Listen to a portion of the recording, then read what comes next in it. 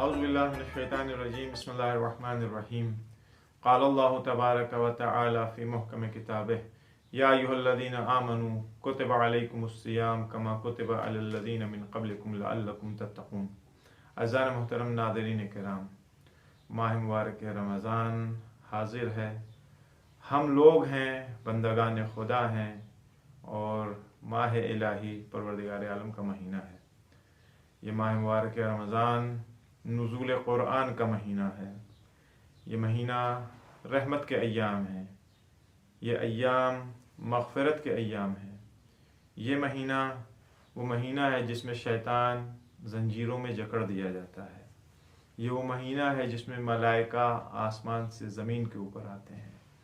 یہ وہ مہینہ ہے جس مہینے میں پروردگار عالم کی رحمت کے دروازے کھل جاتے ہیں۔ پروردگار عالم اپنی رحمت کے دروازوں کو کھول دیتا ہے۔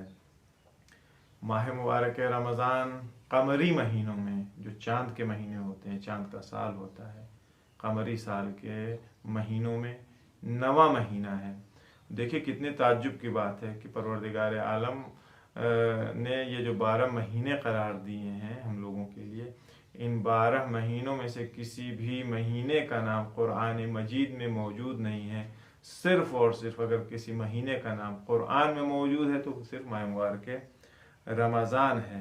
اور یہ 9واں مہینہ اگرچہ اپنی ترتیب کے اعتبار سے 9واں مہینہ ہوتا ہے، لیکن اپنی اہمیت، اپنی منزلت کے اعتبار سے ماہ مبارک رمضان کا مہینہ تمام مہینوں کے اوپر ہے۔ درع سے ہمیں ماہ ہست، البتہ یہ جملہ میں نے فارسی میں کہا ہے کہ یہ مہینہ تمام مہینوں کا سید و سردار ہے۔ محرم سے مہینہ آغاز ہوتا ہے سال کا۔ امام صادق علیہ الصلوۃ والسلام فرماتے ہیں ماہ مبارک رمضان کے سلسلے میں کہ غرۃ الشہور شہر اللہ عز ذکرہ۔ غرہ کہتے ہیں شروع ہونے کو، کہ مہینوں کی آغاز، مہینوں کی شروعات ماہ خداوند عالم سے ہے۔ کون سا مہینہ؟ وَهُوَ شہر رمضان، اور یہ مہینہ ماہ مبارک رمضان کا مہینہ ہے۔ فقط یہ وہ مہینہ ہے جس کا نام قرآن مجید میں ذکر ہوا، باقی کسی دوسرے مہینوں کا نام قرآن میں ذکر نہیں ہوا ہے۔ کیا قرآن میں ذکر ہوا ہے؟ شہر رمضان الذی انزل فیہ القرآن، یہ وہ مہینہ ہے جس میں قرآن مجید نازل ہوا ہے۔ ماہ مبارک رمضان یہ امانت الہی ہے جو لوگوں کے ہاتھوں میں ہے۔ پروردگار عالم کی ایک امانت ہے جو لوگوں کے ہاتھوں میں ہے۔ رسول اللہ صلی اللہ علیہ وآلہ وسلم نے جب اس آیت کو فرمایا، اس آیت کی تلاوت فرمائی کہ ان اللہ یامرکم ان تؤدوا الامانۃ الی اہلھا، کہ خداوند عالم نے تم لوگوں کو حکم دیا ہے، یامرکم حکم دیا۔ یہ معمولی سے ایک آرڈنری حکم نہیں ہے، بلکہ حتمی، یقینی اور بہت سختی کے ساتھ اس چیز کا حکم دیا ہے۔ کس چیز کا؟ کہ ان تؤدوا الامانات الی اہلھا، کہ لوگوں کی امانتوں کو ان تک پلٹا دو، ان تک لوٹا دو۔ پھر اس کے بعد فرماتے ہیں اس آیت کی تلاوت کرنے کے بعد، الصوم امانۃ، الصوم امانۃ، روزہ کیا ہے؟ امانت ہے۔ کس کی امانت ہے؟ خداوند عالم کی۔ فلیحفظ احدکم امانتہ، لہذا تم لوگوں کی ذمہ داری کیا ہے؟ تم لوگوں کی ذمہ داری یہ ہے کہ اس امانت کی حفاظت کرو۔ اس امانت کو، پروردگار عالم کی جو امانت تم لوگ پاس ہے، اس کو ضائع اور برباد نہ کرو۔ روزہ امانت الہی ہے۔ ممکن ہے بہت سارے ایسے افراد ہوں جو ماہ مبارک رمضان میں روزہ رکھنے پر قادر نہ ہوں، بیماری کی وجہ سے، مسافرت کی وجہ سے، یا اپنے دوسرے کام کی وجہ سے۔ اس کا یہ مطلب نہیں ہے کہ جو جی میں آئے وہ کریں، بلکہ یہ امانت الہی ہے، اس کا احترام کریں، اس کی حرمت کی حفاظت کریں۔ ماہ مبارک رمضان بہت محترم مہینہ ہے، اس کی حرمت کا احترام کرنا، اس کی حرمت کو بچا کر کے رکھنا ہم تمام لوگوں کی ذمہ داری۔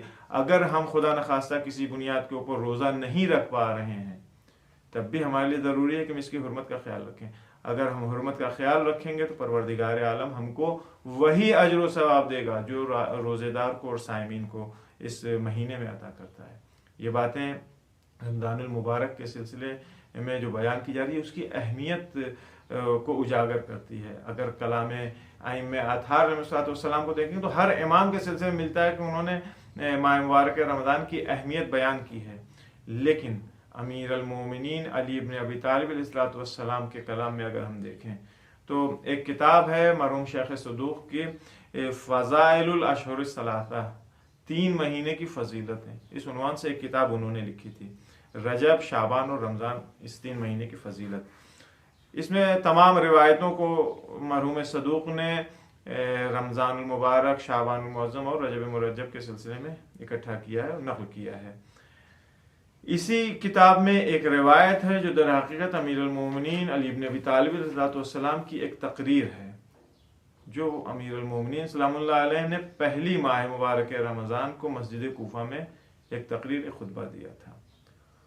अब पूरा खुतबा और पूरी तकरीर तो बयान करना मकसद नहीं है, लेकिन बाज़ जुमलात, बाज़ बातें उसकी इमाम उस खुतबे में फरमाते हैं, अय्युहन्नास, ऐ लोगों, इन्न हाज़ा शहर शहरुन फ़ज़्ज़लहु अलल्लाह साइरुश शुहूर, ऐ लोगों, ये वो महीना है, यानी माह मुबारक रमज़ान वो महीना है कि फ़ज़्ज़लहु अल्लाहु अला साइरिश शुहूर, कि खुदावंद आलम ने इस महीने को तमाम दूसरे महीनों के ऊपर फजीलत बख्शी है। कफ़ज़लिना अहलल बैत अला साइरिन नास, जिस तरह से हम अहले बैत को तमाम दूसरे लोगों के ऊपर फजीलत अता की खुदावंद आलम ने। अहले बैत का मकाम और मंजिलत का अंदाज़ा हम लगा सकते हैं। अहले बैत यकीनी तौर के ऊपर तमाम दुनिया के तमाम लोगों से अफजल हैं, और असल मुकायसा नहीं किया जा सकता, बयान नहीं किया जा सकता है उनकी फजीलत और उनकी अजमत को कि दूसरे तमाम लोगों के मुकाबले में अहले बैत अतहार का क्या मर्तबा है। एग्जैक्ट इसी तरह से माह मुबारक रमज़ान दूसरे तमाम महीनों के ऊपर फजीलत रखता है, अगरचे खुदावंद आलम ने ही तमाम महीनों को खल्क किया है। फिर फरमाते हैं, अय्युहस्साइम, ऐ रोजेदार, तदब्बर अम्रका फ़इन्नका फ़ी शहरिका हाज़ा ज़ैफ़ु रब्बिक, ऐ रोजेदार, अपने काम में तदब्बर करो, गौर व फिक्र करो।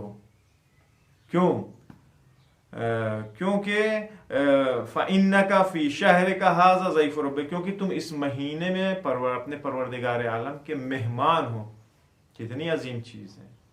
हम लोग बारहा हर साल माह मुबारक रमज़ान आता है, हम लोग सुन लेते हैं कि हम खुदावंद आलम के मेहमान हैं, खुदा हमारा मेज़बान है, लेकिन कभी इसको दिल से दर्क कीजिए, इसको दिल से समझिए, गौर कीजिए कि ये कितनी अजीम चीज़ है।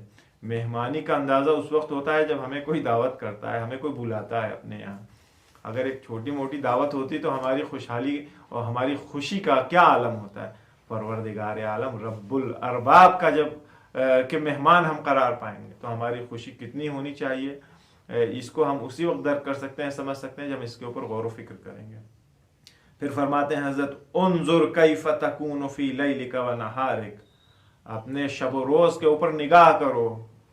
निगाह करने का मतलब ये नहीं कि हाँ रात को अपने ऊपर निगाह डाल लो, अपने जिस्म के ऊपर, हाँ हम कैसे लग रहे हैं, दिन में देख लो हम कैसे, नहीं, ये नहीं है। अपने शब व रोज़ यानी अपने आमाल दिन रात में तुम क्या कर रहे हो इस महीने में, इसके ऊपर निगाह करो, देखो।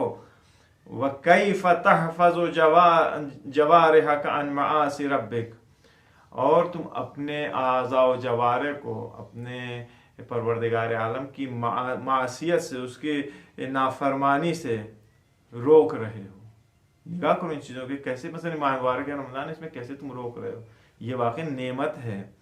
फिर फरमाते हैं, उन्जुर अल्ला तकून बिल्लैल नाइमन व बिन्नहारि गाफिला, देखो तुम रात में सो तो नहीं रहे हो और दिन में गाफिल तो नहीं हो, यानी ऐसा ना हो कि रात सोने में गुजर जाए और दिन गफलत में गुजर जाए।